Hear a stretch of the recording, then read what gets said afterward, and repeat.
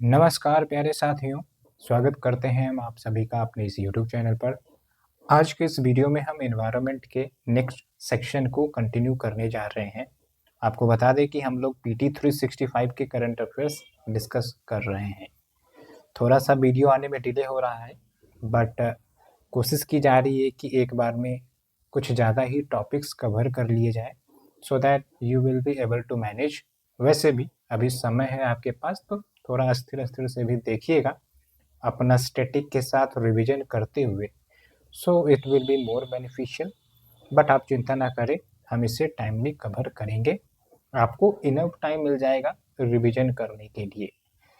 सो चलिए शुरुआत करते हैं आज के इस वीडियो से। हमारा जो टॉपिक रहने वाला है क्लाइमेट मिटिगेशन एंड एडेप्टेशन के अंतर्गत ग्रीन क्रेडिट रूल को लेकर। सबसे पहली बात तो आप हमें ये बताइए कि क्लाइमेट मिटिगेशन एंड एडेप्टेशन में क्या अंतर होता है। What is the difference between these two words. तो इसको आपको समझना जरूरी है। मिटिगेशन का मतलब हम ग्रीन हाउस इमिशंस को कम कर रहे हैं एटमॉस्फेयर से, वो हो गया मिटिगेशन। कैसे किया जा सकता है, थोड़ा सा सोचिए। अगर कोई रिन्यूएबल एनर्जी प्रोजेक्ट्स हम लगाते हैं तो उससे भी मिटिगेशन होगा। एडेप्टेशन का मतलब क्या है कि climate change is a reality, बस हम लोग उससे एडेप्ट कर रहे हैं, अपने आप को ढाल रहे हैं। एग्जाम्पल, घर में आप एसी देखते हैं, या फिर आप पॉल्यूशन से निपटने के लिए लेट्स से कि मास्क लगा लेते हैं। ये मैं पॉल्यूशन के रिस्पेक्ट में बात कर रहा हूँ, तो वो हो गया एडेप्टेशन। एडप्ट कर रहे हैं आप। Okay, so that is the basic difference. तीन एग्जाम्पल आप मिटिगेशन के और बताइए, और 3 एडेप्टेशन के आप बताइए, ताकि आपका ये कंसेप्ट और क्लियर हो जाए। क्योंकि लॉजिकल क्वेश्चन कभी कभी यूपीएससी पूछ देती है, तो वहाँ पर आप कंफ्यूज हो सकते हैं। So better to remember the concept by examples. इसलिए बहुत बार मैं एग्जाम्पल देता हूँ आपको, चीज़ें अच्छे से याद रखवाने के लिए। ठीक है, अब देखिए, इन सब चीज के लिए पैसे की जरूरत चाहिए भाई। टेक्नोलॉजी नया लाना हो, ट्रांसफर करना हो, या फिर कोई प्रोजेक्ट इस्टेब्लिश करना हो ग्रीन टाइप का, तो पैसा चाहिए। अब पैसे के लिए मैकेनिज्म होगा। इंटरनेशनल लेवल पर तो मैंने आपको बताया बहुत सारे। अभी COP29 का जो मीटिंग हुआ, 29 था ही ना शायद, हाँ, उसके बारे में मैंने बहुत सारे फाइनेंशियल प्रोविजंस आपको बताए। यहाँ पर हम इंडिया के कुछ प्रोविजंस देखेंगे, जिसके माध्यम से वो इन सब फील्ड के लिए फाइनेंस इकट्ठा करते हैं, मोबिलाइज करते हैं, and they try to reduce the impact of climate change. एक है आपका ग्रीन क्रेडिट रूल।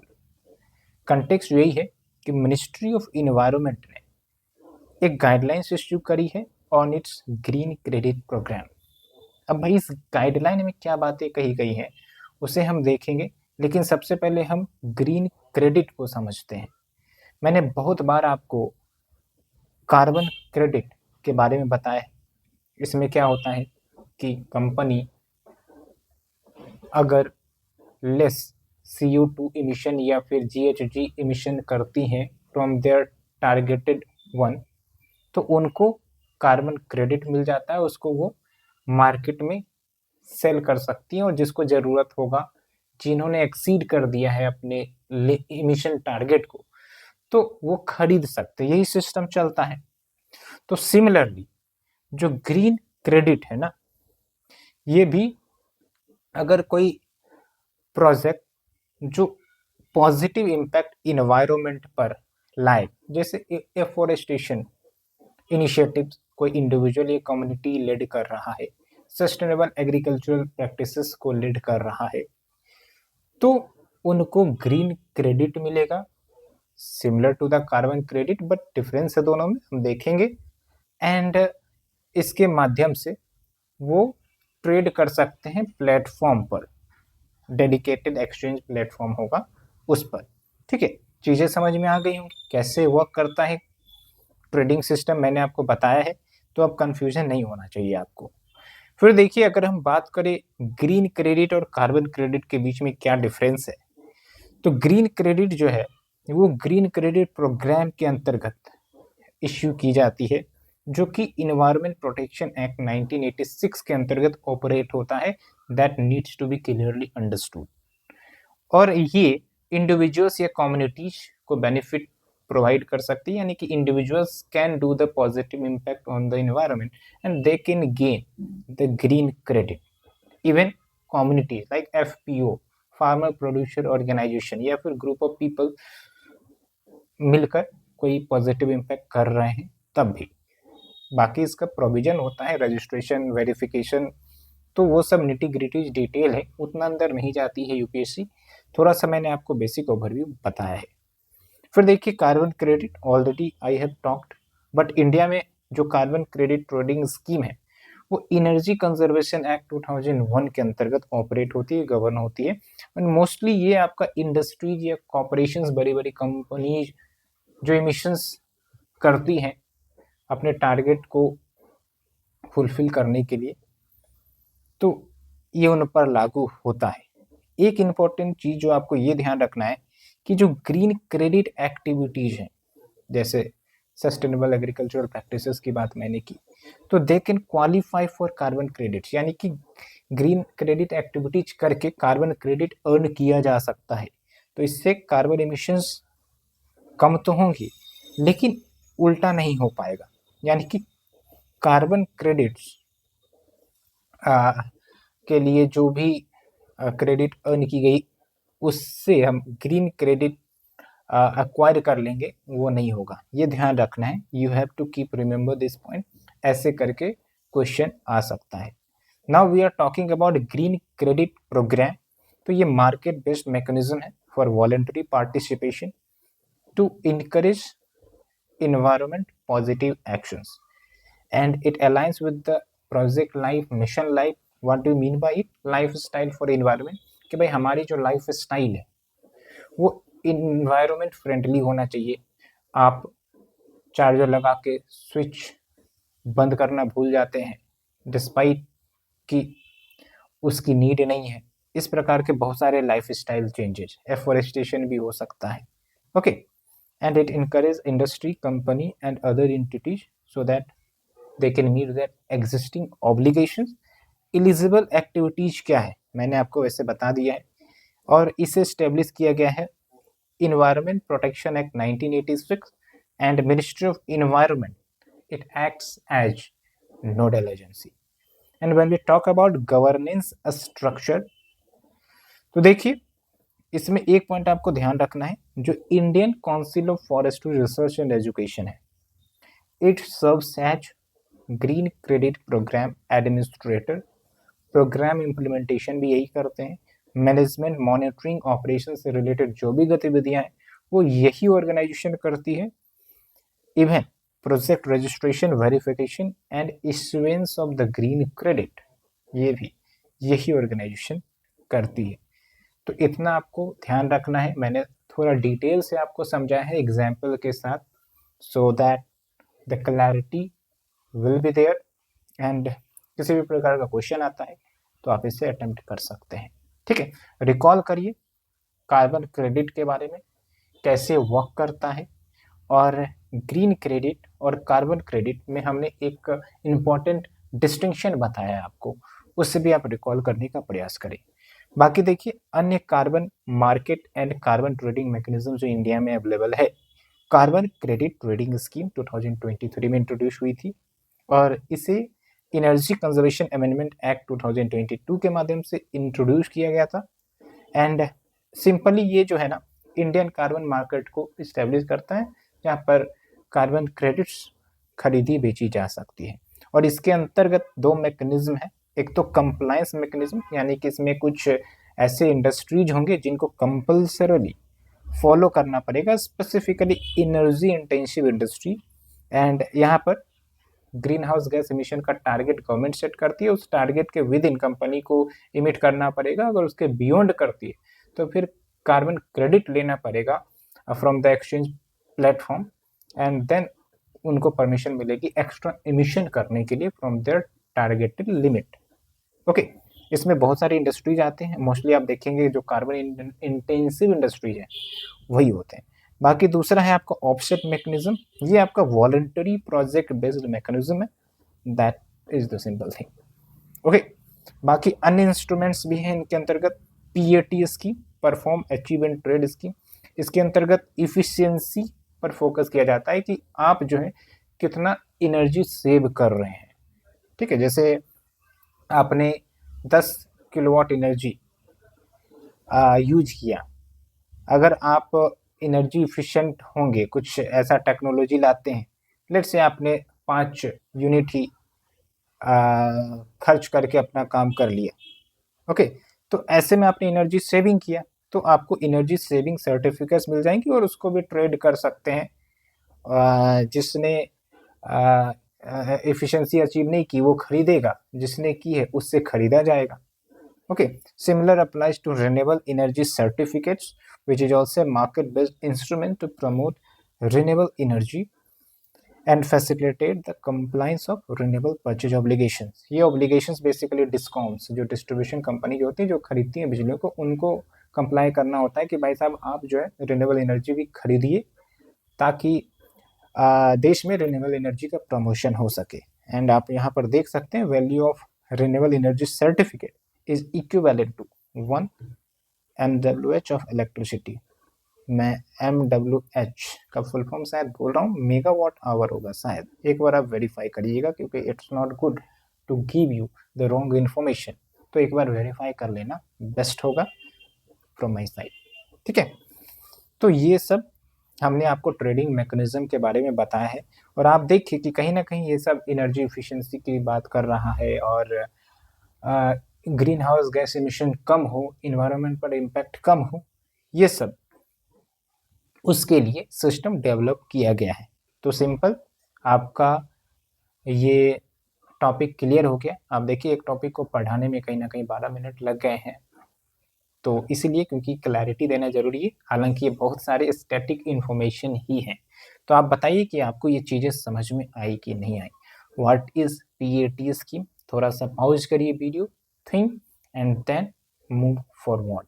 मैं बीच बीच में आपको इसलिए क्वेश्चन पूछता हूँ कि आपका दिमाग पैसिव ना हो, एक्टिव लर्निंग रखे।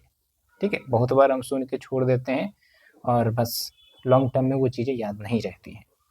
Now we are moving to the next article, green washing। Washing का नाम तो आपने सुना होगा, वैसे डेली बेसिस पर कपड़ा वपड़ा जो खींचते हैं घर में भाई, वो वॉशिंग हो गया। वॉशिंग से क्या होती है, चीज़ें साफ की जाती है। अब ग्रीन वॉशिंग का मतलब क्या हुआ कि भाई कोई प्रोजेक्ट है जिसको ग्रीन बताकर मतलब इन्वायरमेंट फ्रेंडली बताकर मार्केट से बेनिफिट लिया जा रहा है, जनता को बेवकूफ़ बनाया जा रहा है, बट एक्चुअल में वो कोई भी इन्वायरमेंट फ्रेंडली एक्टिविटी या कार्य नहीं कर रहे हैं, दैट इज ग्रीन वॉशिंग। बहुत सारी कंपनी अपना ब्रांड बनाने के लिए, अपना वैल्यू बढ़ाने के लिए, मार्केट में शेयर बढ़ाने के लिए ये सब कार्य करते हैं। ठीक है, तो सिंपल सा मतलब ये हुआ कि बड़े बड़े बातें किए जाते हैं एडवर्टीजमेंट में, बट एक्चुअल में ग्राउंड जीरो में कोई वर्क नहीं होता है इन्वायरमेंट फ्रेंडली का। सिंपल है, यही आपको ध्यान रखना है। उसके लिए कुछ गाइडलाइंस इशू करी गई हैं गवर्नमेंट के द्वारा। किसने इशू किया है, सेंट्रल कंज्यूमर प्रोटेक्शन अथॉरिटी के तरफ से। और क्या है गाइडलाइंस, तो एक तो ग्रीन वॉशिंग को डिफाइन किया गया है, बट मैंने आपको सिंपल सा शब्द में समझा दिया है, वही काफ़ी है। और इसके अंतर्गत misleading words, symbols, emphasis on positive environmental aspect but harmful attributes कर रहे हैं, तो वो सब भी इसमें शामिल है। So now we are moving to the key provision, किस किस पर लागू होगा। तो आप देखिए जो भी इन्वायरमेंटल क्लेम्स किए जाते हैं कंपनी के द्वारा, मैन्युफैक्चरर के द्वारा, सर्विस प्रोवाइडर के द्वारा, प्रोडक्ट सेलर, एडवर्टाइजर, इन सब के ऊपर लागू होगा। एक बार अच्छे से इस लिस्ट को देखेंगे, कभी कभी एप्लीकेबिलिटी वाला भी क्वेश्चन पूछ लेता है। एंड फिर आप देखिए जो भी इन्वायरमेंटल क्लेम किए जा रहे हैं उसका एसेसेबल वेरीफाइबल एविडेंस या सबूत होना चाहिए ऑन इंडिपेंडेंट स्टडीज कि हाँ भाई ये आप अगर अपने प्रोडक्ट में इनोवेट कर रहे हैं तो इससे ये इन्वायरमेंट बेनिफिट होगा, इस स्टडी ने साबित किया है, बताएं ऐसे करके। एंड थर्ड पार्टी सर्टिफिकेशन भी। एडिक्वेट डिस्क्लोजर करना पड़ेगा, इंश्योरिंग ऑल इन्वायरमेंटल क्लेम्स जो एडवर्टीजमेंट या कम्युनिकेशन में किया जाता है they are fully disclose either directly, या फिर आप QR कोड लगा सकते हैं, अपना वेबसाइट लिंक दे सकते हैं, ताकि व्यक्ति जो है वो उसे एक्सेस करके जागरूक हो और देखें कि क्या सचमुच में क्लेम किया जा रहा है या फिर झूठे वादे किए जा रहे हैं। ओके, और भी बातें हैं, like claim must specify whether it refers to the good, जो इन्वायरमेंटल क्लेम्स किया जा रहा है बेनिफिट्स का, वो पूरे गुड्स पर लागू हो रहा है या फिर सर्टेन पार्ट पर या फिर मैन्युफैक्चरिंग प्रोसेस पर, ये भी बताना पड़ेगा। ठीक है, बहुत बार क्या होता है कि छोटे से प्रोसेस में हमने इन्वायरमेंट फ्रेंडली इनिशिएटिव ले आया और पूरे प्रोडक्ट को हम इन्वायरमेंट फ्रेंडली बता देते हैं, तो वो चीज़ नहीं होना चाहिए। ठीक है, उसके बाद देख ली एस्पिरेशनल और फ्यूचरिस्टिक इन्वायरमेंटल क्लेम्स जो किए जाते हैं वो तभी किए जाए when clear and actionable plans develop किया गया हो for the achievement of the desired objectives. ठीक है, अन्य इनिशिएटिव आप देखिए ग्रीन वेस्टिंग को प्रिवेंट करने के लिए एक है आपका bureau of Indian standards which is eco labelling products of services. आप इस टाइप से बहुत सारे प्रोडक्ट में देखते होंगे ISO करके। उसके बाद है ग्रीन रेटिंग प्रोजेक्ट, ये इंडस्ट्रियल यूनिट्स को रेट करता है फॉर द इन्वायरमेंटल फ्रेंडनेस। कौन ये रेटिंग देती है? Bye centre for science and environment CSE। उसके बाद इंडियन ग्रीन बिल्डिंग काउंसिल, जो कि एक नॉन प्रॉफिट ऑर्गेनाइजेशन है जिसने एक रेटिंग सिस्टम डेवलप किया है फॉर द बिल्डिंग, जो बिल्डिंग्स मतलब इको फ्रेंडली है, इन्वायरमेंट फ्रेंडली है। जैसे आप समझिए कि कोई बिल्डिंग है उसमें रेन वाटर हार्वेस्टिंग का सिस्टम है, ऐसा मटेरियल यूज किया गया है जिससे हीट जो है वो ज़्यादा नहीं होता है बिल्डिंग, तो उसके लिए पूरा ग्रीन बिल्डिंग रेटिंग्स दी जाती है। ओके, उसके बाद और सब चीज़ें हैं like green washing tech sprint organised by global financial innovation network to develop a tool so that we can help the regulators tackling green washing in the financial services। तो financial services को भारत में कौन regulate करता है? RBI। That's why RBI was a participant. तो ये मैंने एक एक करके पूरा डिटेल में बताया है। अब इस टाइप से क्वेश्चन आ सकते हैं क्योंकि ग्रीन वॉशिंग को लेकर यूपीएससी ने क्वेश्चन पूछा है, टर्म्स बेस्ड क्वेश्चन यूपीएससी का फेवरेट है। That's why you also need to understand these terms, क्या मतलब होता है। एक है ग्रीन हशिंग। ग्रीन हशिंग का मतलब ये हो कि कंपनी जो है वो अंडर रिपोर्ट करती है या फिर बहुत सारे इंपॉर्टेंट इंफॉर्मेशन हाइड करती है सो दैट स्क्रूनिटी ना हो पाए उनके डिटेल्स का। ठीक है, जैसे आप समझिए कि कोई कंपनी 100 मेट्रिक टन इमिशन कर रही है लेकिन वो दिखा रही है अपने रिपोर्ट में कि भाई मैं तो 10 MT ही कर रहा हूँ, तो बहुत कम कर रहा हूँ, तो गवर्नमेंट की नज़र या फिर ऑर्गेनाइजेशन की नज़र उस पर नहीं पड़ेगी। दैट इज ग्रीन हशिंग, याद रखना है कीवर्ड को। Then we have green rinsing. इसके अंतर्गत क्या होता है, जो कंपनी है वो रेगुलरली अपना environment, social and governance targets को डिफर करते रहती है, चेंज करती रहती है। क्यों? फुलफिल नहीं हो रहा होगा, टारगेट चेंज कर दिया। आज लेट्स से कि उन्होंने एक टारगेट रखा कि भाई हाँ 1 साल में हम इतने फॉरेस्ट लगाएंगे, नहीं पूरा हुआ, फिर बोल दिया कि भाई अच्छा इतना लगाएगा, फिर नहीं पूरा हुआ, फिर बोला कि इतना लगाया जाएगा। मैं एक एग्जांपल दे रहा हूँ, ये बहुत सारे डोमेन में लागू हो सकता है। ओके, तो ये होता है ग्रीन रिंसिंग। अपने टारगेट को ना फुलफिल करो तो टारगेट ही चेंज कर दो। इट्स जस्ट लाइक कि आप अगर प्लान बनाए यूपीएससी के एग्जामिनेशन के लिए और आपने प्लान नहीं फुलफिल किया तो प्लान ही चेंज कर देते हैं, वही सब आप लिंक कर सकते हैं। Then we have the green labelling. इसमें क्या होता है, कोई भी अनसस्टेनेबल प्रोडक्ट है उसको हम ग्रीन या सस्टेनेबल बताते हैं। It's also a form of green washing. Then we have the green lighting. Green lighting बहुत अच्छा एक टर्म है, आप इसे समझिए कि कोई प्रोडक्ट है उसमें बहुत सारे इन्वायरमेंटली निगेटिव आउटकम्स हो सकते हैं उसको यूज करने के बाद, लेकिन कुछ ऐसा उसमें हमने मेंशन कर दिया ताकि जो जनता है, जो बायर है, उसको ये लगेगा अच्छा भाई ये कितना इन्वायरमेंट फ्रेंडली है। सिर्फ एक ही चीज पर हम फोकस कर रहे हैं जो इन्वायरमेंट फ्रेंडली है, बाकी नॉन इन्वायरमेंटली है या फिर इन्वायरमेंट को नुकसान पहुंचता है तो आदमी का आकर्षण वहीं पर जाएगा। इसी को कहते हैं ग्रीन लाइटिंग। ठीक है, जैसे पूरे मूवी में आपको हीरो पर फोकस करवाया जाता है, हीरोइन पर फोकस करवाया जाता है, तो वैसे ही आप एग्जाम्पल रिलेट करिए। Then we have the green shifting. तो ग्रीन शिफ्टिंग में क्या है, जो रेस्पॉन्सिबिलिटी है कंपनी की फॉर द एनवायरमेंट फ्रेंडलीनेस, वो शिफ्ट कर देती है कंज्यूमर के बिहेवियर पर। भाई कंज्यूमर का बिहेवियर ऐसा इसलिए जो है एनवायरमेंट सस्टेनेबल नहीं हो रहा है, ये नहीं हो रहा है, वो नहीं हो रहा है, ऐसे करके। ठीक है। फिर है green crowding, when a company hides within a group and is slow to adopt sustainable policy, that is called green crowding. ठीक है, कि भाई मैं जो है इको फ्रेंडली एक्टिविटीज नहीं करूंगा, पैसे की कमी है, ये है वो है, ऐसे करके। ओके, सो ये पूरा मैंने आपको टॉपिक बताया है और थोड़ा सा समय लग रहा है, but that is necessary to understand with examples, otherwise you will be facing the revision crisis, understanding crisis. Okay, ये भी आप एक कीवर्ड यूज कर सकते हैं वैसे, अंडरस्टैंडिंग क्राइसिस। जब आपकी समझ में दिक्कतें आए तो we can call it understanding crisis. Are you facing this? I think so not. Now we are moving to the next one, direct air capture and storage. ये भी बड़ा अच्छा कंसेप्ट और नया कंसेप्ट है भाई, कुछ सालों से ये न्यूज में रहा है, तो इसको एक चीजें समझेंगे आप। पहले कंटेक्स्ट समझ लेते हैं। वर्ल्ड का largest direct air capture and storage plant, जिसका नाम है मैमोथ, स्टेट पीसीएस के लिए इंपॉर्टेंट हो सकता है, इसने अपना ऑपरेशन आइसलैंड में शुरू कर दिया है। अब एक चीज समझिए, डायरेक्ट एयर कैप्चर, एक हम पढ़ते हैं carbon capture and utilisation technique, उसके बारे में जरूर सुना होगा, हमने मेंस सीरीज में भी बताया। उसमें क्या करते हैं भाई, इन्वायरमेंट में इंडस्ट्रीज से कार्बन निकलने से पहले ही उसको स्टोर कर लिया जाए, ओके, एब्जॉर्ब कर लिया जाए, इन्वायरमेंट में वो रिलीज नहीं हो रहा है, वो होता है कार्बन कैप्चर एंड यूटिलाइजेशन। ठीक है, बट यहाँ पर क्या है, डायरेक्ट एयर कैप्चर, यहाँ पर हवा में, एटमॉस्फेयर में ऑलरेडी कार्बन डाइऑक्साइड मौजूद है, एक्स्ट्रा में मौजूद है, हमने जो इमिशन किया है पास्ट में।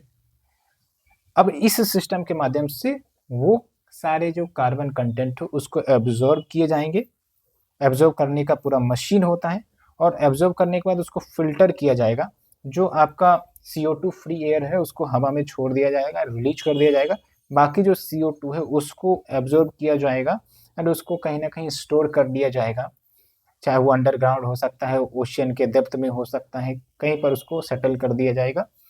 एंड बस ये चीज़ है। ठीक है, मैंने आपको वही बताया है, और ये आपका कार्बन डाइऑक्साइड रिमूवल टेक्नोलॉजी है। एटमॉस्फेयर से CO2 हम रिमूव कर रहे हैं from the directly, and distinct from carbon capture already मैंने बताया है कैसे। एंड जो CO2 कैप्चर किए जाएंगे can be permanently stored in deep geological formations, और या फिर विभिन्न एप्लीकेशंस में यूज किए जा सकते हैं, जैसे CO2 का इस्तेमाल फायर एक्सटिंग्विशर्स में भी यूज किया जाता है ना, बहुत सारे केमिकल्स बनाने में भी यूज किया जाता होगा, मिथेनॉल बनाने में भी तो शायद यूज किया जाता है CO2 का। ओके, बाकी आप देखिए जो CDR की बात हमने की, कार्बन डाइऑक्साइड रिमूवल टेक्नोलॉजी, तो इट्स लाइक एंथ्रोपोजेनिक एक्टिविटी, यानी कि मैन मेड टेक्नोलॉजी जो CO2 को एटमॉस्फेयर से हटाएगी एंड इसको कहीं ना कहीं अच्छी जगह पर स्टोर कर देगी, चाहे जियोलॉजिकल हो, टेरेस्टोरियल है, ओशियनिक रिजर्वेयर हो। एंड अन्य क्या CDR टेक्नोलॉजी है, एक तो एफॉरेस्टेशन या रिफॉरेस्टेशन, तो इससे जो CO2 एटमॉस्फेयर में डायरेक्टली प्लांट्स में से एब्जॉर्ब करती है। सॉइल कार्बन सिक्वेस्ट्रेशन, अब आप हमें बताइए कार्बन सिक्वेस्ट्रेशन क्या होता है। फिर देखिए इनहेंस्ड वेदरिंग, ये इंपॉर्टेंट है, यहाँ पर आप गलती कर सकते हैं, ज्योग्राफी का ये फैक्ट है कि भाई वेदरिंग का मतलब क्या होता है, रॉक्स को तोड़ना छोटे छोटे टुकड़ों में। ठीक है, तो जब ये रॉक छोटे छोटे टुकड़ों में टूटते हैं ना, तो ये इसमें मिनरल्स होते हैं, तो कुछ ऐसे मिनरल्स होते हैं जो एब्जॉर्ब करते हैं CO2 को, तो इट इनहेंसेस CO2 एब्जॉर्प्शन। ठीक है, नेचुरली एब्जॉर्ब CO2, ये पॉइंट याद रखना है, कंफ्यूज हो जाएंगे यहाँ पर। Then we have ocean based CDR, इसमें क्या होता है, ओशियन फर्टिलाइजेशन किया जाता है, यानी कि हम कुछ एक्स्ट्रा न्यूट्रिएंट्स ऐड कर देते हैं ओशियन के सरफेस लेयर पर, सो दैट वहाँ पर घास फूस ग्रो करने लगे तेजी से, तो अब ग्रीनरी है तो वो तो कार्बन डाइऑक्साइड को एब्जॉर्ब कर लेगा, तो ये भी एक तरीका है। एलोंग विथ ओशियन एल्कैलिनिटी एनहांसमेंट, और एल्कैलिनिटी एनहांस करने के लिए कार्बोनेट ऐड किया जाता है बेसिकली, और भी बहुत सारे सिस्टम है, बट एक एक एक्सप्लेन करने लगे तो भाई 2 घंटे 3 घंटे में भी लेक्चर खत्म नहीं होगा, इसलिए जितनी ज़रूरत है उस हिसाब से हम आपको पढ़ा रहे हैं, समझा रहे हैं, and I think you are understanding in a better way. Without any confusion. किसी भी प्रकार की डाउट हो, समस्या हो, डायरेक्टली आप हमसे पूछें। And if you are trying to get the PDF of this session, तो आप हमारे टेलीग्राम चैनल से जुड़िए, and Telegram link has been given into the description box. You can check it out. So after covering this, now we are moving to the CO2 to methanol conversion. अभी methanol की बात ही चल रही थी और methanol टपक पड़ा है। तो कंटेक्स्ट क्या है? इंडिया का पहला CO2 to methanol pilot plant propose किया गया है, ध्यान रखेंगे, प्रपोज किया गया है पुणे, महाराष्ट्र में।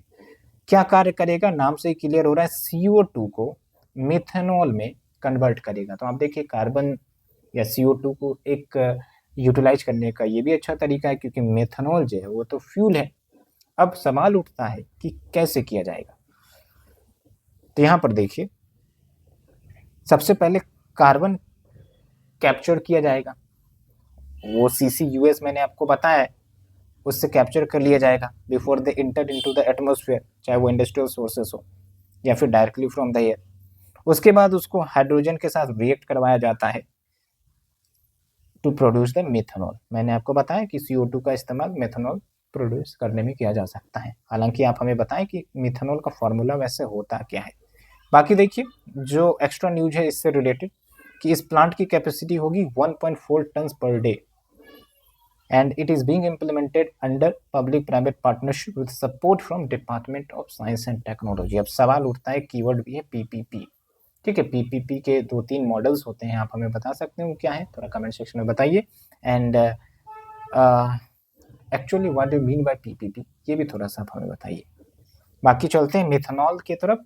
आप इसे ध्यान में रखिएगा, क्योंकि इस टाइप से क्वेश्चन आते हैं। इसको हम वुड अल्कोहल भी कहते हैं, and it is low carbon. ऐसा नहीं कि इसमें कार्बन कंटेंट नहीं होता है, ठीक है, लो कार्बन कंटेंट है, hydrogen carrier fuel, and it can be produced from various sources like high ash coal, agricultural residue, CO2 from the thermal power plants and natural gas. ये ध्यान रखना है कहाँ कहाँ से हम प्रोड्यूस कर सकते हैं।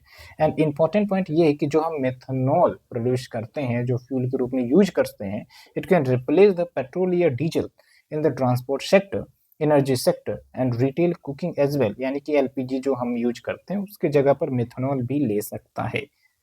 Okay, kerosene, would charcoal. And क्या इनिशिएटिव्स इंडिया में ली जा रही है फॉर मेथनॉल प्रोडक्शन? तो एक आपका मिथल इकोनॉमी प्रोग्राम, ये नीति आयोग की प्रोग्राम है, और वही है कि जो कोल रिजर्व्स है ना, म्युनिसिपल सॉलिड वेस्ट है, उसको मेथनॉल में कन्वर्ट किया जाए। Then we have the 20% DME blending with LPG। DME का मतलब होता है डाई मिथाइल इथाइल, ठीक है, जो कि मेथनॉल से ही रिलीज किया जाता है, निकाला जाता है। ब्लेंडिंग का मतलब ये हो कि भाई 20% DME लेंगे प्लस LPG के साथ हम उसको मिक्स कर देंगे और उसको हम फिर गैस के रूप में यूज करेंगे, ये होता है ब्लेंडिंग। तो अगर कहीं क्वेश्चन में आ जाए M15, M85, M100, sometimes in news it is related to what, तो मिथेनॉल ब्लेंडिंग। उसी प्रकार से E10, E20 आ जाए, it is related to what, ethanol blending. ठीक है, एंड इथेनॉल ब्लेंडिंग में क्या होता है, थोड़ा सा सोचिए, नहीं याद आ रहा है तो try to Google sir, try to use AI and then try to answer, but answer जरूर करेंगे। अब देखिए, ऑलरेडी मैंने कार्बन कैप्चर, यूटिलाइजेशन, स्टोरेज के बारे में बताया है आपको, तो यहाँ पर थोड़ा सा आपको बस एक्सप्लेन कर देते हैं। कीवर्ड को तोड़िए, कार्बन कैप्चर यानी कि एटमॉस्फेयर में कार्बन रिलीज होने जा रहे हैं इंडस्ट्री से, उससे पहले हमने उसको कैप्चर कर लिया, फिर उसको हम यूटिलाइजेशन कर सकते हैं एप्लीकेशंस, बहुत सारे एप्लीकेशंस के लिए, या फिर उसको हम स्टोर कर सकते हैं, परमानेंटली स्टोर कर सकते हैं। स्टोर का बहुत सारा लोकेशन मैंने आपको बता दिया, जियोलॉजिकली ओशियन के लेयर में उसको दबा दो भाई, ऐसे करके।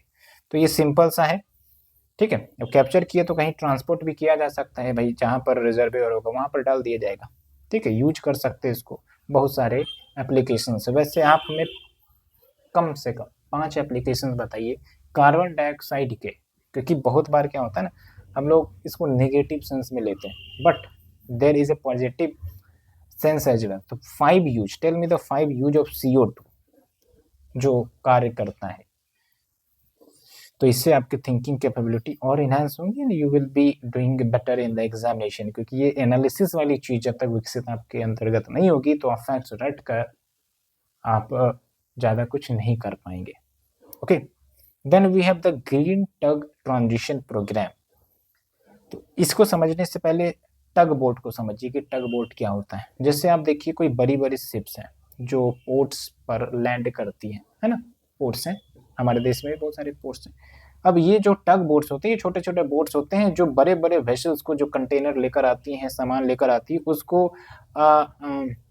या तो अपने पोर्ट पर उसको सही लोकेशन पर लेके जाती हैं, या फिर पोर्ट से आउट करवाने में मदद करती है, क्योंकि बहुत भारी होता है तो कभी कभार क्या है कि इतनी सफिशिएंट एनर्जी प्रोड्यूस नहीं कर पाती है कि ये अपने आप मूव कर सके या फिर डेस्टिनेशन हो सके।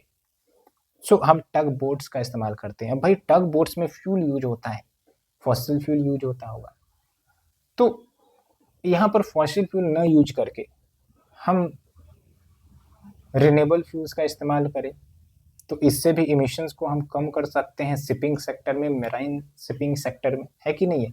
तो इसी के लिए आपका ग्रीन टग ट्रांजिशन प्रोग्राम है। ओके, एंड किसने इसे इंट्रोड्यूस किया है? तो union minister of port shipping and waterways launch the standard protocol for green tug transition programme so that conventional fossil fuel based harbour tugs उसको green alternatives में हम transit करवा सके।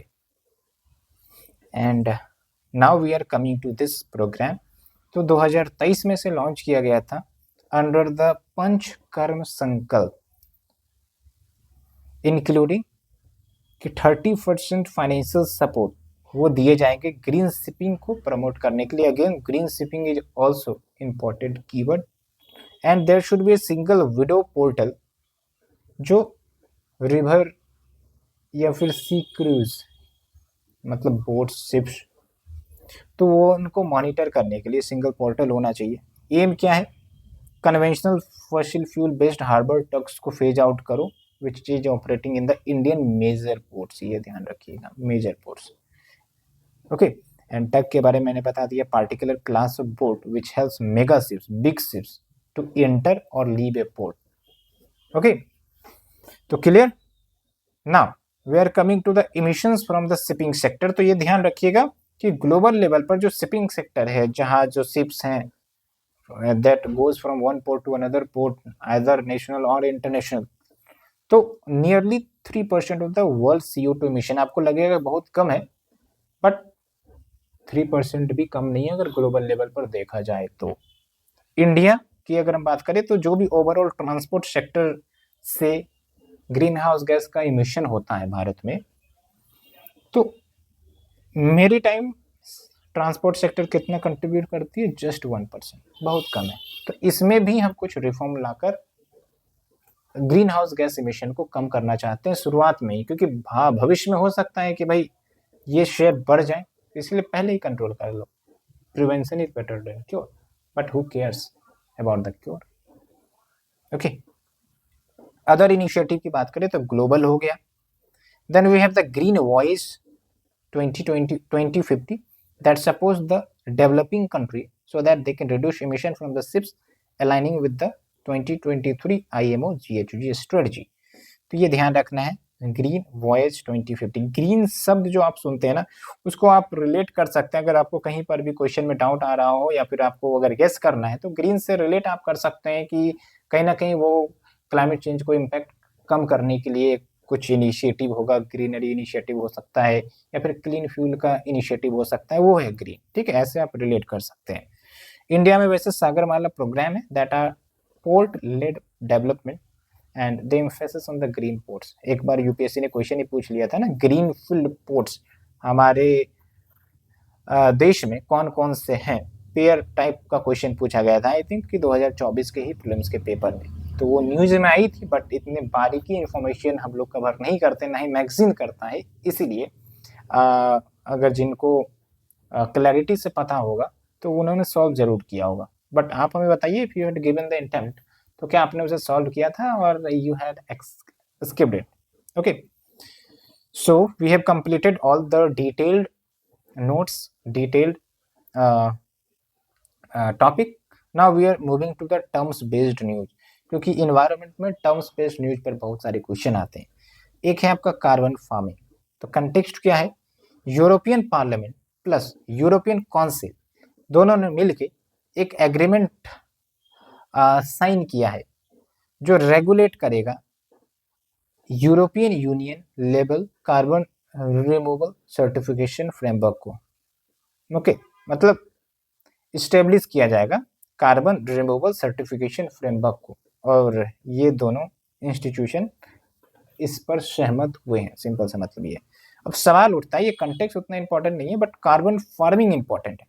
तो इसमें क्या होता है, हम रीजेनरेटिव प्रैक्टिसेस यूज करते हैं। Again you have to remind me कि रीजेनरेटिव का मतलब क्या होता है। थोड़ा सा अगर कीवर्ड तोड़ेंगे तो आपको समझ में आ जाएगा। And try to mention the answer I am asking, ठीक है। तो इसके माध्यम से एग्रीकल्चर इंप्रूव किया जाए, इकोसिस्टम रिस्टोर किए जाएंगे, क्लाइमेट चेंज को कम्बेट किया जाएगा डायरेक्टली इनडायरेक्टली। कैसे, कार्बन को स्टोर करके प्लस एमिशंस को कम करके। That is called regenerative farming as well. क्या मेथड्स यूज किया जा सकते हैं भाई, अब आप समझिए। एग्रो फॉरेस्ट, एग्रीकल्चर के फील्ड में हम गाछ वृक्ष भी लगा रहे हैं, तो वो भी एक तरीका हो सकता है। Conservation farming, like soil disturbances कम से कम करे, इंटीग्रेटेड न्यूट्रिएंट मैनेजमेंट हो। तो that are some of the mechanism और ways to do this. Key initiatives क्या है that facilitate the carbon farming. Global level पर आपको बस ध्यान ये रखना है कि 4 per 1000 initiative that encourage the stakeholders participants कि वो regenerative, productive and highly resilient agriculture की तरफ ट्रांजिट करे। Okay, and it was launched during UNFCCC conference of party 21, that is the Paris conference 2015 में जो हुआ था। एंड फिर देखिए, वर्ल्ड बैंक सपोर्टेड इनिशिएटिव है, हालांकि इसे ना भी याद रखे तब भी चलेगा। इंडिया के लेवल पर we have the carbon credit trading scheme launched by the ministry of power for trading of carbon credits among the obligated entities. Already मैंने इस पर चीख कर चिल्ला कर ओनली है इसके मेन सीरीज में भी बताया, अभी 2-3 बार तो ऐसे ही बता दिया, फिर इसके पिछले लेक्चर में भी शायद मैंने बताया था। तो इतनी बार सुनने के बाद तो आप मतलब चीज़ें को याद कर ही लिए होंगे, दिमाग में तो चल ही गया होगा, ठीक है। अगर नहीं गया तो फिर से रिकॉल करिए and try to make me understand that you did understand. Okay, then we have the national mission on sustainable agriculture that promotes agro forestry. Sustainable का मतलब भी वही हो गया भाई कीवर्ड को घुमा फिरा कर इतने बार 50 कीवर्ड बना देते हैं, लेकिन कहीं ना कहीं चीज़ें वही होती है। जैसे आप देखिए, सस्टेनेबल एग्रीकल्चर नेशनल मिशन वाली है, agri forestry, micro irrigation, crop diversification, इन सब की बात करता है। To encourage farmers to be a part of the carbon trading in agriculture. Okay, then we are moving to the next one, carbon border adjustment mechanism. Okay, वैसे ये काफ़ी ज़्यादा चर्चा में रहा था कार्बन बॉर्डर एडजस्टमेंट मैकेनिज्म। इसको हम समझते हैं, कंटेक्स्ट उतना इम्पॉर्टेंट नहीं है बट इस चीज़ को समझना है कि ये जो मैकेनिज्म है, यूरोपियन यूनियन की एक पॉलिसी है कि भाई कार्बन टैक्स लगाया जाए उन देशों पर जहाँ पर जो क्लाइमेट चेंज से निपटने की पॉलिसी है रिलैक्स है, जिसका फ़ायदा देश की कंपनी, उनकी कंपनी उठाती है, और उन जगहों पर वो अपने कंपनी को इस्टेब्लिश कर देते हैं ताकि वहाँ पर इमिशंस हो भी तो कोई भी उतना इम्पैक्ट ना हो उनके प्रॉफिट पर, और फिर वहाँ से प्रोडक्ट को इम्पोर्ट किया जाए यूरोपियन कंट्रीज में। ये सिस्टम होता है, ठीक है। तो इसीलिए इसको टैकल करने के लिए, क्योंकि भाई कंपनी जो है वो अल्टीमेटली ग्लोबल लेवल पर क्या कर रही है, इमिशंस को इनकरेज कर रही है। तो इसको डिस्करेज करने के लिए ये पॉलिसी यूरोपियन यूनियन ने लेकर आया था। हालांकि इंडिया सब ने क्रिटिसाइज किया था कि एक प्रकार से ये नॉन टैरिफ या टैरिफ बैरियर है, ठीक है, कि आप अपने देश में जो है कंपनी को प्रमोट कर रहे हैं और ये सब चीज़ें हैं। ओके, तो आप देखिए, इंपोर्ट ऑफ सर्टेन प्रोडक्ट, उस पर टैक्स लगेंगे। And it aims to prevent company shifting production to less regulated country. बातें वही हैं, 2023 में इम्प्लीमेंट हुआ था, बट फुल इन्फोर्समेंट 2026 तक होने वाला है। तो धीरे धीरे फेज मैनर में इम्प्लीमेंट किया जा रहा है। तो आपको ध्यान रखना है कि ये जो है यूरोपियन यूनियन से रिलेटेड पॉलिसी किस चीज के लिए, वो आपको ध्यान रखना है। कार्बन बॉर्डर से आपको पता हो जाना चाहिए कि यहाँ किस डोमेन में बात हो रही है। बाकी अगर हम बात करें अन्य इनिशिएटिव जो यूरोपियन यूनियन ने लिया है इस फील्ड में, तो एक तो आप देख लीजिए net zero industry act, European parliament ने अप्रूव किया है। और इसके अंतर्गत क्या है, यूरोप को एक टारगेट दिया गया है सो दैट जो एनुअल डिप्लॉयमेंट नीड्स है इंडस्ट्री की, यानी कि जो इंडस्ट्री प्रोडक्ट बनाने के लिए उनकी जो जरूरत होती है उसकी जो 40% है वो नेट जीरो टेक्नोलॉजी के आधार पर हो बाय 2030। नेट जीरो टेक्नोलॉजी यानी कि प्रोडक्शन के दौरान इमिशन हो रहा हो, बट कहीं ना कहीं उस इमिशंस को कंपनसेट किया जा रहा हो, so that net emission carbon dioxide का या ग्रीन हाउस गैस इमिशन का एटमॉस्फेयर में वो जीरो हो जाए। ये सिस्टम है, ठीक है। बस आपको ये याद रख लेना है। उम्मीद कम है वैसे इतने डिटेल में जाने की। नेट जीरो इंडस्ट्री एक्ट का बेसिक प्रोविजन पूछ सकता है आपसे, और कौन से कंट्री या ऑर्गेनाइजेशन से रिलेटेड है ये पूछ सकता है, इसलिए मैंने आपको बता दिया। फिर देखिए ग्लोबल क्लाइमेट चेंज अलायंस है, ये यूरोपियन यूनियन की इनिशिएटिव है to build a new alliance on climate change between European Union and poor developing country.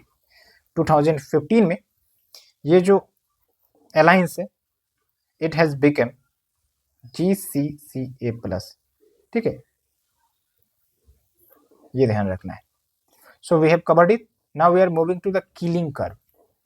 आप समझिए कि हम जो बोलते हैं कि भाई इतना इमिशन बढ़ गया है वर्ल्ड में, कार्बन डाइऑक्साइड इमिशंस हो रहा है, तो इसके लिए पूरा रिकॉर्डिंग रखा जाता होगा, मॉनिटरिंग की जाती होगी तब ना। तो जो हम कार्बन इमिशन या फिर ग्रीन हाउस गैस की इमिशंस की मॉनिटरिंग करते हैं उसको हम कीलिंग कर्व कहते हैं, ठीक है। तो ये आप देख लीजिए record of atmospheric carbon dioxide, और ये ऑब्जर्वेटरी के माध्यम से किया जाता है जो कि आपका मौना लोआ में लोकेटेड है, that is world's largest active volcano. और यूएस की जो हवाईयन आइलैंड है ना, उसी में से एक वोल्केनिक आइलैंड है मौना लोआ, जो कि एक्टिव भी है, ठीक है। आप इसे ज्योग्राफी में पढ़ते होंगे, अगर नहीं याद आ रहा है तो डू रिवाइज, एंड इस पर यूपीएससी ने क्वेश्चन भी पूछा है फॉर श्योर, ठीक है। एंड 1958 से ही ये ऑब्जर्वेटरी मॉनिटर कर रही है, and it measures the elements in the atmosphere that contribute to the climate change. So हमें क्लाइमेट चेंज से रिलेटेड, इमिशन से रिलेटेड एक्यूरेट डाटा इस ऑब्जर्वेटरी से मिल सकती है। हालांकि इस पर भी सवाल उठते रहे हैं पास्ट से कि कहीं ना कहीं ये गलत इन्फॉर्मेशन देता है या फिर यूएस का प्रभुत्व है इसके ऊपर, ये चीज़ें हैं। बाकी ग्रीनियम एक नया टॉपिक आया है, ग्रीन प्रीमियम। तो कंटेक्स्ट उतना इम्पोर्टेंट नहीं है, बट थोड़ा सा हम ग्रीनियम को समझेंगे उससे पहले ग्रीन बॉन्ड्स को हम समझते हैं, ठीक है। तो लेट्स से कि अभी मार्केट में बहुत सारे environment related, environment friendly products manufacturing सबकी बात हो रही है, प्रोजेक्ट्स की बात हो रही है। तो भाई अगर कोई इन्वायरमेंट फ्रेंडली कंपनी या प्रोजेक्ट इस्टेब्लिश होना है तो पैसे की जरूरत होगी। पैसे का तरीका एक है भाई शेयर आप इश्यू कर दो, दूसरा तरीका है कि आप बॉन्ड इश्यू कर दो। तो ऐसे प्रोजेक्ट के लिए अगर बॉन्ड इश्यू किया जाता है तो फिर वो हो जाएगा ग्रीन बॉन्ड्स, है कि नहीं। तो दीज आर डेब्ट instrument that fund specific project या activity that are categorised as green. अब भाई इसके बहुत सारे लिस्ट हो सकते हैं, अब हमें तो इसका मास्टर बनना नहीं है ग्रीन बॉन्ड्स का। तो बस इतना आप ध्यान रखिएगा कि जो भी ऐसे ग्रीन टाइप के प्रोजेक्ट्स होंगे ना वो एलिजिबल होंगे, ओके। वैसे चांसेस कम है कि इसके सब कैटेगराइजेशन में क्वेश्चन पूछ लिया जाए। हालांकि अगर हम बात करें ग्रीनियम की तो it refers to the pricing benefits which are based on the logic कि जो इन्वेस्टर्स है वो एक्स्ट्रा पे करना चाहते हैं या फिर लोअर यील्ड भी एक्सेप्ट करने के लिए राजी हैं in exchange for sustainable impact. ये यूएनडीपी का डेफिनेशन है।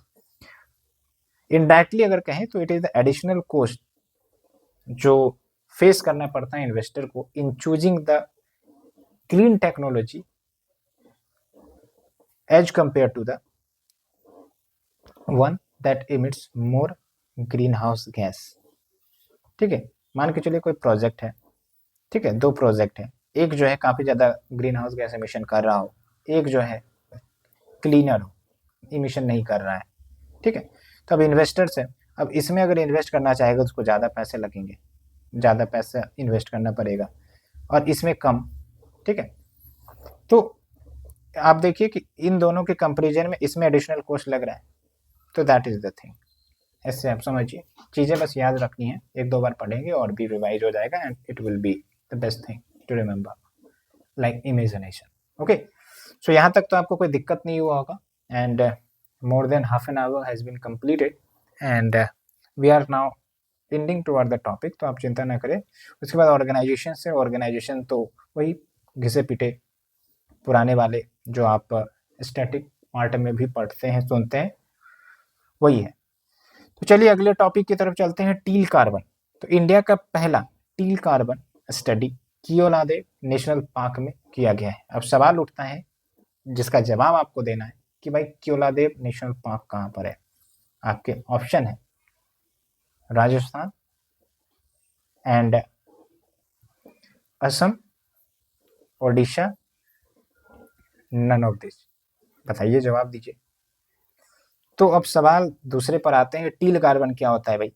तो वेटलैंड्स आप सुनते हैं, वेटलैंड क्या होती है, दलदली जो जगह होती है, एरिया होती है, ठीक है, जहाँ पर पानी भी रहता है, जमीन भी रहते हैं, मछलियाँ सब भी रहती है, पेड़ पौधे भी रहते हैं वहाँ पर।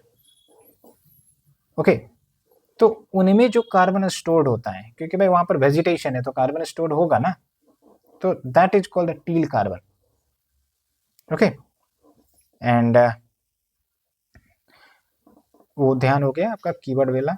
फिर अब देखिए अदर टाइप्स ऑफ कीवर्ड, यहाँ पर ध्यान ये रखना है कि स्टोर हो रही है, रिलीज नहीं हो रही है। और यहाँ पर जो अदर टाइप्स ऑफ कार्बन है, अगर ग्रीन को छोड़ दिया जाए तो बाकी जो है कार्बन रिलीज हो रहा है, एक में आपका कैप्चर होगा। जैसे पर्पल कार्बन की बात करें तो कार्बन जो कैप्चर किए जा रहे हैं थ्रू एयर और इंडस्ट्रियल इमिशन, जिसको हम कार्बन कैप्चर टेक्नोलॉजी बोलते हैं, ठीक है। तो ये ध्यान रखना है। फिर ग्रीन कार्बन क्या है, कार्बन जो ग्रीन प्लांट्स सब एब्जॉर्ब करते हैं, वो ग्रीन कार्बन हो गए। ब्लैक कार्बन देख लीजिए, carbon release through the burning of fossil fuel, जब फॉसिल फ्यूल जलाते तब। रेड कार्बन की बात करें तो बायोलॉजिकल पार्टिकल्स के माध्यम से जो कार्बन रिलीज होते हैं, ओके, तो वो आपका रेड कार्बन हो गया। फिर ग्रे कार्बन की बात करें, that are release through industrial emissions. Okay, यहाँ पर कैप्चर हो रहा है पर्पल वाले में, और ग्रे वाले में रिलीज हो रहा है, that is the basic difference. और स्टोर वाला में भी आपको अंतर अच्छे से याद रखना है, डोंट गेट कंफ्यूज, क्योंकि 4 ऑप्शन में 2 ऑप्शन कंफ्यूज करने वाला रहेगा and you will B marking the wrong, so that is not good thing. इसलिए बढ़िया से पढ़ के जाइए, अच्छे से रिवाइज करके जाइए। Then we have the representative concentration pathway. क्या है भाई ये बड़ा बड़ा कीवर्ड। तो बेसिकली ये जो RCP है, इट डिस्क्राइब्स की 4 डिफरेंट जो 21st सेंचुरी की पाथवे होने वाली है towards green house gas emission, यानी कि आने वाले समय में किन किन तरीके से हम ग्रीन हाउस गैस इमिशन करने वाले उसको डिस्क्राइब करता है, ठीक है, like air pollutant emissions, land use, बहुत सारे चीज। एंड ये आपका RCP IPCC ने 5th असेसमेंट रिपोर्ट में इंट्रोड्यूस किया है। Okay, then we have the water credit. फिर देखिए वही 5 बार चीजें, अभी हमने कार्बन क्रेडिट पढ़ा, ग्रीन क्रेडिट पढ़ा, अभी वाटर क्रेडिट आ गया, ठीक है। तो जो वाटर क्रेडिट है, it is also market based mechanism, जहां पर अगर कोई व्यक्ति stakeholders water conservation related initiative ले रहा है, उसके क्वालिटी को इम्प्रूव करने के लिए कुछ इनिशिएटिव ले रहा है, तो उसको वाटर क्रेडिट मिलेगा और उसको वो ट्रेड कर सकता है, बदले में उसको पैसा मिलेगा, ठीक है। कार्बन क्रेडिट मैंने चिक चिक कर चिल्ला चिल्ला कर 10 बार आपको बता दिया है, ओके। और कार्बन क्रेडिट का वैल्यूएशन क्या होता है ये भी दिया गया है, but already told you in previous video. अब यहाँ पर देखिए जो इंडिविजुअल्स है या एंटिटीज है, it can earn tradable credits by conserving the water or water saving measures, and it can be sold to others that are need to offset the water usage, ठीक है। उसके बाद है बायोडाइवर्सिटी क्रेडिट। फिर से देख लीजिए, वाटर क्रेडिट हुई, अब बायोडाइवर्सिटी क्रेडिट क्या है भाई? तो it's an economic instrument that allows private company to finance activities such as forest conservation और रिस्टोरेशन। ओके, अब इसका एम क्या होता है भाई? पॉजिटिव इम्पैक्ट बायोडाइवर्सिटी पर पड़े। वही बात हो गई, वहाँ पर वाटर की बात हो रही थी, वहाँ पर कार्बन की बात हो रही थी, यहाँ पर बायोडाइवर्सिटी पर हो रही है। लेकिन बायोडाइवर्सिटी ऑफसेट का मतलब क्या है, इसको भी आप समझिए। डिफरेंस समझना जरूरी है बायोडाइवर्सिटी क्रेडिट और ऑफसेट में। बायोडाइवर्सिटी ऑफसेट ऑफसेट का मतलब है कि कहीं पर हमने बायोडाइवर्सिटी लॉस किया प्रोजेक्ट के कारण, हो सकता है हमने फॉरेस्ट खत्म कर दिया, कहीं हैबिटेट डिस्ट्रक्शन कर दिया, तो उसकी जगह पर हमने कहीं दूसरा जगह हैबिटेट क्रिएट कर दिया या फिर एफोरेस्टेशन कर दिया, वो हो गया आपका बायोडाइवर्सिटी ऑफसेट। एक जगह नुकसान हुआ तो दूसरी जगह हमने ऑफसेट कर दिया, बैलेंस कर दिया। ठीक है। बायोडाइवर्सिटी क्रेडिट का मतलब है हमने कुछ इनिशिएटिव्स, नए इनिशिएटिव लिए फॉर द बायोडाइवर्सिटी कंजर्वेशन, तो उससे हमको जो क्रेडिट मिलेगा वो है biodiversity credit. I hope the differences between the two is crystal clear.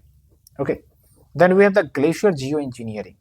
तो ग्लेशियर जियो इंजीनियरिंग के माध्यम से ये किया जाता है कि भाई जो ग्लेशियर्स तेजी से मेल्ट हो रहे हैं, पिघल रहे हैं, उसको रोकना जियो टेक्नोलॉजिकल प्रोसेस से। कैसे हो सकता है कि अब मेल्ट होने के कारण क्या हो कि भाई आसपास में वार्म वाटर जो ओशियनिक करंट के होते हैं वो उसके पास पहुंच जाए। ठीक है, तो उससे मेल्टिंग हो जाता है। तो भाई एक फाइब्रस कर्टेन्स का इस्तेमाल किया जा सकता है, उसके आसपास एक पर्दा घेर दिया जाए जो वहां वाटर को एंटर करने नहीं देता हो। ये तरीका है ocean heat transport intervention. Okay, and दूसरा है आपका बेसल हाइड्रोलॉजी इंटरवेंशन। इसमें क्या है कि जो वाटर स्ट्रीम्स जो मेल्ट वाटर को कैरी करती है of the ice seat, of the ice seat मतलब आइस सीट से दूर लेके जाती है मेल्ट वाटर को, उसको स्लो करती है, क्योंकि मेल्ट वाटर भी तो ठंडा ही होता है। अब दूर जाएगा तो कहीं ना कहीं उसके जगह पर जो वार्म वाटर है वो रिप्लेस हो जाएगा। तो इसी को प्रिवेंट करने के लिए बेसल हाइड्रोलॉजी इंटरवेंशंस का इस्तेमाल किया जाता है। ठीक है, कैसे? By drilling holes into the glacier beds. बस आपको तरीका याद रखना है, वैसे मैंने समझा दिया। Hope you understood. So after covering all these, now we are moving to the organizations in news। क्या क्या ऑर्गेनाइजेशन चर्चा में है, ये सब वैसे स्टैटिक के ही पार्ट है, बट जितना हो सकेगा मैं आपको इंफॉर्मेशन प्रोवाइड करेंगे। ठीक है। यूनाइटेड नेशन इन्वायरमेंट प्रोग्राम, इसका हेडक्वार्टर कहाँ है भाई? कीनिया में। कीनिया में आप नैरोबी देखते हैं, डायरेक्टली आप सर्च कर सकते हैं मैप में, या फिर आपका जो भी मैप का बुक है वहाँ पर भी। कुछ कुछ पॉइंट्स याद रखना है। यह एक इंटरनेशनल इन्वायरमेंटल अथॉरिटी है, क्योंकि इस टाइप से क्वेश्चन आता है। And they try to promote environmental agenda, environmental conservation, dealing with the climate change, sustainable development programme. ठीक है, पॉजिटिव बातें हैं। 1972 में ये एस्टेब्लिश हुआ था following the United nation conference on human environment, 193 member including India. And mostly ये voluntary funding पर रिलाई करते हैं। वॉलंटरी का मतलब भाई बस दे दिए, कोई कंपल्सन नहीं है। आज 5 करोड़ दे दिए, कल 10 करोड़ दे दिए, परसों 0 करोड़ दिए, है ना, ये है। और इसका जो कोर फंड है वो है इन्वायरमेंट फंड के नाम से। And it host the secretariat to various convention, जो लिस्ट अभी हम देखेंगे, प्लस इंटिटीज, इंटिटीज यानी कि बॉडीज, कन्वेंशन मतलब एग्रीमेंट्स।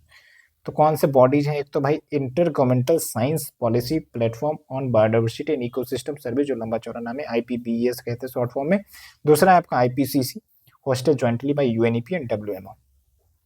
ठीक है, उसके बाद कार्बन, कॉमन कार्बन मैट्रिक आपको ध्यान रखना है, उसको हम समझेंगे। बट यहाँ पर देखिए, जो मेजर मल्टी लेटरल एग्रीमेंट्स है जिसको सेक्रेटरी असिस्टेंस UNEP प्रोवाइड करती है, वो आपको दिए गए हैं। लाइक साइट्स है, ये सब हमने ऑलरेडी पढ़ा रखा है, और ये स्टैटिक के पार्ट है, तो इसको हम ज़्यादा एक्सप्लेन नहीं करेंगे, आप एक बार गो थ्रू जरूर करेंगे इसे। ठीक है, CBD हो गया, स्टॉकहोम कन्वेंशन जो POP की बात करता है, बट इसको करके जाएंगे। ये मैं नहीं इसको एक्सप्लेन कर रहा हूँ, इसका मतलब ये नहीं कि इंपॉर्टेंट नहीं है, it's very very important. Direct question आता है, इसलिए you have to remember it and understand in some depth manner. और बेटर है कि आप इसको स्टैटिक से कवर करेंगे, स्टैटिक बुक सोर्सेस से कवर करेंगे। और फिर आप देखिए UNEP के ऐसे 15 एनवायरमेंटल एग्रीमेंट्स हैं अंडर दिस। ठीक है, ये हो गया। बाकी देखिए कार्बन कॉमन, बार बार कार्बन हम बोल रहे हैं, कॉमन कार्बन मैट्रिक, इस पर यूपीएससी ने सवाल पूछे हैं, इसलिए यहाँ पर दिया गया है। तो ये कंसेप्ट क्या है भाई, तो कोई बिल्डिंग नई तैयार हो रही है, बिल्डिंग प्रोजेक्ट्स, ठीक है, तो वो भी कहीं ना कहीं इमिशन कर रही होगी। अब भाई उनके सीमेंट है ना, सीमेंट का इस्तेमाल हो रहा है, एनर्जी का इस्तेमाल हो रहा होगा, या फिर जो भी उनकी वायरिंग की गई है या फिर अन्य इंफ्रास्ट्रक्चर सब लाया गया होगा, तो भाई कार्बन फुटप्रिंट तो बन रहा होगा। कार्बन फुटप्रिंट मतलब वो बिल्डिंग कितना कार्बन इमिट करेगा एक पार्टिकुलर टाइम पीरियड में, ये होता है कार्बन फुटप्रिंट, ठीक है। तो उसी को एसेस करने के लिए कॉमन कार्बन मैट्रिक यूएनईपी ने डेवलप किया था, और इसी पर क्वेश्चन यूपीएससी ने पूछा है, ठीक है। शायद मैंने यूपीएससी बोल दिया क्या, यूपीएससी ने डेवलप किया था, यूपीएससी ने यूएनईपी ने डेवलप किया था, ठीक है। बाकी देखिए कुछ रिपोर्ट्स या इंडिसेस जो ये ऑर्गेनाइजेशन पब्लिश करती हैं, ये याद रखना है। एमिशन गैप रिपोर्ट है, एडेप्टेशन गैप रिपोर्ट है, global status report for building and construction 2024, and उसके की फाइंडिंग देखिए, India is attributing 40% of its CO2 emission to buildings. उसके बाद नेविगेटिंग न्यू हॉराइजन ए फोरसाइट रिपोर्ट, ये है। फिर ग्लोबल पॉली क्राइसिस क्या है, पॉली क्राइसिस मतलब मल्टीपल फ्रंट पर क्राइसिस होने वाली है ग्लोबल लेवल पर, ठीक है। मल्टीपल शॉक्स क्या है भाई, वॉर हो गया एक तरफ चल रहा है अभी, एक्सट्रीम वेदर इवेंट, साइक्लोन सब आ जाता है, अर्थक्वेक आ जाता है, ठीक है, और पैंडेमिक सब भी, तो मल्टी शॉक्स, ठीक है। Poly crisis, crisis but in multiple dimension, keyword तोड़िए समाधान निकालिए। उसके बाद है आपका वर्ल्ड मेट्रोलॉजिकल ऑर्गेनाइजेशन, ये भी स्टैटिक का पार्ट है, बट इसे हम थोड़ा सा एक्सप्लेन कर देते हैं।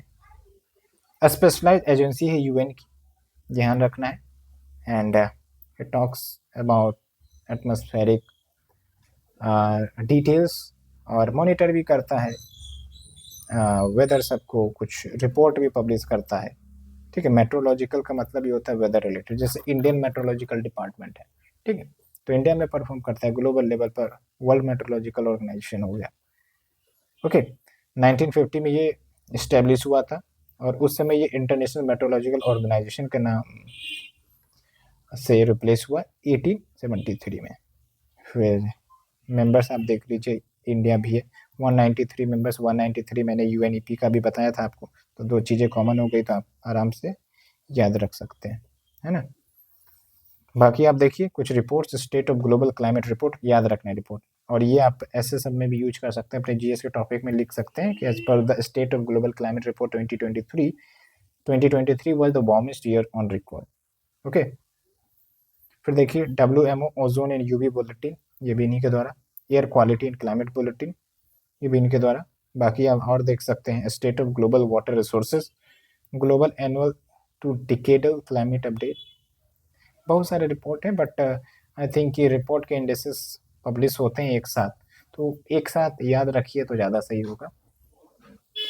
बाकी जो ब्लैक कलर में हाईलाइटेड है उस पर ज़्यादा फोकस करें, क्योंकि वो इंपॉर्टेंट है, that's why they are highlighted in black colour. Now we are moving to the next one, I think कि लास्ट वन ही है, उसके बाद नेक्स्ट सेशन में हम पॉल्यूशन के बारे में डिस्कस करेंगे। इंटरनेशनल क्रायोस्फीयर क्लाइमेट इनिशिएटिव, ये जो इनिशिएटिव है इसको तो हम समझेंगे, बट क्रायोस्फीयर क्या है, ठीक है। आप एटमॉस्फेयर सुनते हैं, बायोस्फीयर सुनते हैं, क्रायोस्फीयर क्या है भाई। तो आप देखते हैं कि हमारा जो अर्थ है, हमारा जो लैंड मास है अर्थ का, कुछ कुछ जगहों पर ऐसी सिचुएशन है कि जहाँ पर पूरा हमेशा हर साल 365 दिन इंटू 24 इंटू हर सेकेंड बर्फ से ही ढका रहता है, वो है क्रायोस्फीयर। क्रायो जहाँ शब्द लगा होगा ना, वहां पर याद रखना है बहुत ही लो टेम्परेचर पर, जैसे क्रायोजेनिक फ्यूल्स हम बोलते हैं, ठीक है। तो क्रायो से टर्म तोड़कर आप याद रखिएगा बहुत ही लो टेम्परेचर पर, ठीक है। तो अब चीजें समझ में आ गई। अब इस इनिशिएटिव पर बात कर लेते हैं। It operates as two entity, पहला तो एक ग्लोबल ऑर्गेनाइजेशन के रूप में which is acting as non profit organisation in USA, and दूसरा है आपका ICC Europe, international cryosphere climate initiative Europe, जो चैरिटेबल ऑर्गेनाइजेशन के रूप में रजिस्टर्ड है under the Swedish regulation which is based in Stockholm Sweden. Stockholm कहाँ पर है भाई? स्वीडन। स्टॉकहोम कन्वेंशन क्या है थोड़ा सा आप हमें बताइए, और स्टॉकहोम कॉन्फ्रेंस भी था एक, वो क्या है आप हमें बताइए, दोनों में डिफरेंस समझना जरूरी है। जेनेसिस की बात करें 2009 में, to address the impact of climate change on the cryosphere. Already we have talked you about the cryosphere. Objective आप देखिए, क्रायोस्फीयर वार्मिंग को रोकने से बचाना है, एंड ग्लेशियर मेल्ट को रोकने से बचाना है, so that sea level rise को कम किया जा सके, परमाफ्रोस्ट मेल्टिंग कम हो सके। कोलैबोरेशंस भी करती है गवर्नमेंट्स के साथ, एनजीओ के साथ, ये सब तो कॉमन बात है भाई। फिर देखिए report state of the cryosphere 2024 lost ice global damage. इसमें एक इंपॉर्टेंट पॉइंट है जो आप यूज कर सकते हैं सर राइटिंग में, लाइक ग्लोबल सी लेवल राइज का जो रेट है, जिस रेट से सी लेवल राइज हो रही है, वो डबल हो गया है इन द लास्ट 30 ईयर्स। ठीक है, मतलब अगर लेट से 1 सेंटीमीटर से राइज हो रही थी बिफोर द 30 ईयर्स, तो अब जो है 2 सेंटीमीटर से राइज हो रही है पर ईयर अगर देखा जाए तो। मतलब ये एग्जाम्पल मैं बता रहा हूँ समझाने के लिए। अब 1 सेंटीमीटर है 2 सेंटीमीटर है वो मुझे नहीं पता, but I am trying to make you understand with examples. So ये पूरा टॉपिक हमने कंप्लीट कर लिया है। Hope you understood with clarity. थोड़ा धीरे धीरे चल रहा है लेकिन थोड़ा कंसेप्चुअल क्लैरिटी के साथ, so that you should not get confuse. And definitely अगर आप ऐसे पढ़ के जाएंगे, समझ के जाएंगे, तो आप और अच्छा बेहतर परफॉर्म कर सकते हैं। इनडायरेक्टली बहुत सारे क्वेश्चंस आपके सॉल्व हो जाएंगे। So thank you. वीडियो अच्छी लगी हो तो जरूर लाइक शेयर सब्सक्राइब करिएगा, and do join our Telegram channel. आने वाले समय में हम कुछ नए नए इनिशिएटिव्स टेलीग्राम पर लाने वाले हैं। Thank you watching for the video.